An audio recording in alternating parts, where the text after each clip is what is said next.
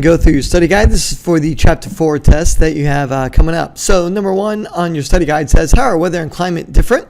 So let's take a look at that. Weather is the day-to-day conditions of Earth's atmosphere, and the climate refers to average conditions of an area over a long period of time. So weather is day-to-day. If we talk about, it's going to be rainy today or hot tomorrow, the climate refers to the average conditions. If you watch the weather, sometimes they'll say we're higher than average for this time of year or lower than average. We're getting more rainfall than we usually do for this time of year. They're talking about the climate. So climate, a long period of time. Weather, the day-to-day conditions of Earth's atmosphere, which is where the weather happens. Number 2, what is the greenhouse effect due to temperature on Earth? Is the greenhouse beneficial or harmful to us? Now, the greenhouse effect traps heat from the sun on Earth, which is caused by greenhouse gases. And we talked about the illustration in class. We talked about how sun can come through the windows in a car and it traps that heat. The light can get in, but the heat gets trapped. Now, the greenhouse effect is beneficial because without it, we would drop about 30 degrees Celsius at night. Now, that comes out to about 86 degrees Fahrenheit. It would be 86 degrees Fahrenheit lower than what it is at night right now. So it's not just beneficial, it can also be harmful. It can be harmful if the greenhouse gases become too concentrated, meaning there's too much of it. An example is on the planet Venus, where it gets over 900 degrees Fahrenheit. All right, number 3, how does the rising, the warm air, and the falling, cool air impact the Earth? In other words, what does the rising and fall of air create? Well, the rise and fall of air creates the winds on Earth. It creates the global wind patterns. Moving along, number 4, know the difference between primary and secondary succession, as well as after what events each would most likely occur. So primary succession is when life is happening in an area for the first time in an area. And primary meaning first, that's a dead giveaway that life is happening for the first time. Now, this could be in areas where there are bare rocks, where there was no life, or areas covered by a lava flow. Now, in an area that's covered by a lava flow, there may have been life there before, but that life cannot break through the solidified lava rock that has solidified. It was magma. It's destroyed all the life. Life cannot come through that solidified rock. So there'll be seeds and other pioneer species that will land on that lava that has solidified, and life will start there for the first time. Now, secondary succession, meaning second or greater time, is when the climax community is wiped out, but it will return. Life is not happening for the first time in that area. Now, this could be in areas that are destroyed by hurricanes, such as Hurricane Irma, just a couple days away, forest fires, or other natural disasters. And it doesn't have to be just natural disasters. An example of something that would, secondary succession happening where there's not a natural disaster, would be where you clear an area to farm, and years later that farmland is abandoned. When that farmland isn't kept up, that land will eventually return to its climax community. More on that in just a couple minutes. Number 5, looking at a figure or diagram, where would you find a climax community? So not just a couple minutes, and it's always going to be at the very end. In this one, we can see life is starting from left to right, and at the end you're going to find that the climax community when it's reached its peak. We know that this example is primary succession because there's no life at the very beginning, just exposed rock, and then we have the pioneer species coming in. All right, number 6, what are the available nutrients in aquatic ecosystems? There's really nothing to figure out here. There's just something, this is one of those things, you either know it or you don't. And it is nitrogen, oxygen, and other dissolved elements in the water. That's what you are going to be looking for. Number 7, know the difference between streams, rivers, lakes and ponds, and estuaries, as well as their origin sources. And when we say their origin sources, we're talking about where they come from. So streams and rivers are freshwater, meaning there is no salt, and it often comes from underground sources. Lakes and ponds, water typically flows in and out of lakes and ponds, and that circulates heat, oxygen, and nutrients. And then we have estuaries.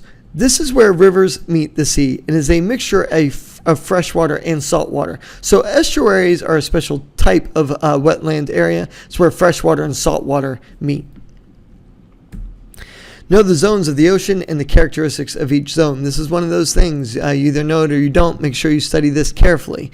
We have the intertidal zone, and inside intertidal zone we have the word tide. Organisms are exposed to waves and extreme temperature change as the tide changes from low to high or high to low.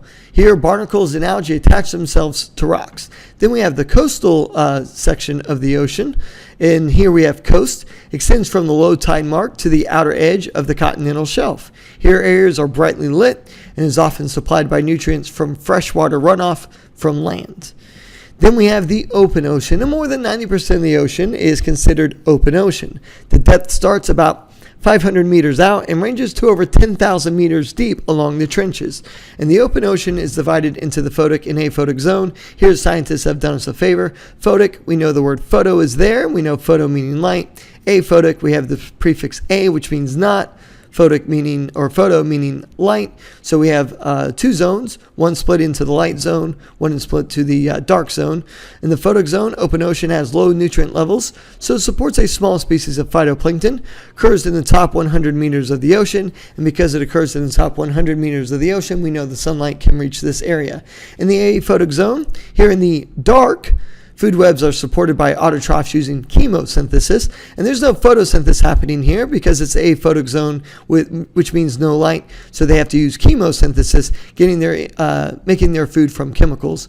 So using chemosynthesis or feeding on organic matter that dies in the photic zone and falls, and it will fall all the way to the bottom of the ocean. Frigid temperatures and high pressure lead scientists to think this area was without life, but scientists are finding new life here all the time. All right, getting close to the end, let's wrap this up. In relations to predator and prey, what would the prey of an herbivore be? Well, if predators are to prey, then herbivores would be to what? Well, predators and prey, we know that predators eat prey, so that is the relationship there. Herbivores eat what? Well, because they are herbivores, they are not eating meat, they are eating vegetation. So we ask ourselves, what do herbivores eat? Nuts, roots, fruits, and leaves. And what term describes organisms that have nuts, roots, fruits, and leaves? That would be producers or primary producers. All right, know the three zones of Earth in reference to solar energy: the tropical zone, the temperate zone, and the polar zone, as well as where each is located. This is one of those things. You either know it or you don't. It's like most biology, you either know it or you don't. So the tropical zone is located between 23.5 degrees north and 23.5 degrees south, includes areas near the equator. We have the temperate zone, located between 23.5 degrees north and south and 66.5 degrees north-south, receives much less solar energy than the tropical zone. Winter brings short days and colder weather. Now, if you're wondering what this latitude is referring to, the 23.5 degrees north and south, we'll take a look at an illustration in just a minute. That will make it more clear. We also have the polar zone, which is located between 66.5 degrees north and south and to 90 degrees north-south. This receives much less solar energy than the tropical zone, with winter bringing short days as well. It's called the polar zone because it's located near the poles. So here we have the tropical zone from 23.5 degrees north to 23.5 degrees south. And that's where it's going to be. Your temperate zone is 66 point. If we go back, we can see that it's 23.5 to 66.5. So right here is 23.5 degrees north to 66.5 degrees north, or 23.5 degrees south to 66.5 degrees south. And then we have the polar zones, which are 66.5 degrees south to 90 degrees south, or 66.5 degrees north to 90 degrees north. All right, number 11, where is plant life found near streams and why? It's further down from the source of the stream. As the source of the stream, the water at the source of the stream, the water is moving quickly and sediment cannot settle. Further downstream, the water is not moving as fast, and the sediment has a chance to settle. The illustration we used is the lazy river, where the lazy river starts at water parks. Everybody tries to stand still, and the current is so strong it pushes you down. As you move through the lazy river or further down the stream, it starts to slow down, and you can plant yourself. Well, sediment, it happens the same way here. And the sediment contains the nutrients, which is going to support that plant life that's there. All right, how are microclimates and climates related? Last one here. Both contain the word climates, and therefore deal with the average conditions of an area over a longer period of time, and that is because that's what climate means, the average conditions. Micro means small, and inside climates you have microclimates. An example of this would be looking at the climate of Florida and then the microclimates of several smaller cities in Florida. If you have any questions, you can always text me, and good luck on your test. We'll see you guys next time. Oh, climates can be divided into multiple microclimates because climates can vary over small distances. If you guys have any questions, you can text me.